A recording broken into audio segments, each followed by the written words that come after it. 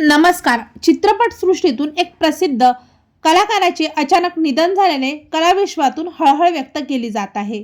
बुधवारी 27 मे रोजी ही दुर्दैवी घटना घडलेली आहे. मिळालेल्या माहितीनुसार घराच्या छतावरून खाली पडून ते अभिनेता अनिकेत दत्ता हे गंभीर जखमी झाले होते. या अपघातानंतर लगेचच त्यांना ढाकुरिया येथील एका खासगी रुग्णालयात उपचाराकरता दाखल करण्यात आले. मात्र तेथे त्यांची प्रकृती गंभीर होती. डॉक्टरांनी अभिनेत्याला वाचवण्याचा आतोनात प्रयत्न केला, मात्र त्यांच्या प्रयत्नांना अपयश आले व अखेर अभिनेत्याचे निधन झालेले आहे. मिळालेल्या माहितीनुसार अभिनेता अनिकेत दत्ता यांची मुलगी सध्या परदेशात राहते. ती कोलकात्यात आल्यानंतरच चित्रपट निर्मात्याचा मृतदेह शवविच्छेदनासाठी पाठवला जाणार होता. अनिकेत दत्ता यांनी बंगाली सिनेमातून आपली वेगळी ओळख निर्माण केली होती. त्यांची अनोखी व बेधडक शैलीमुळे ते ओळखले जात होते.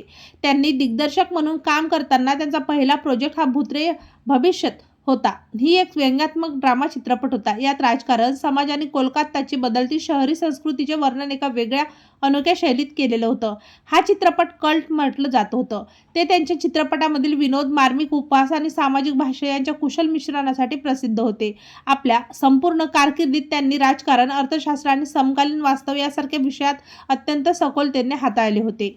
तेव्हा मित्रांनो, आपल्या तारांगण या मराठी यूट्यूब चॅनलतर्फे सुप्रसिद्ध अभिनेते, दिग्दर्शक, निर्माते अनिकेत दत्ता यांना भावपूर्ण श्रद्धांजली.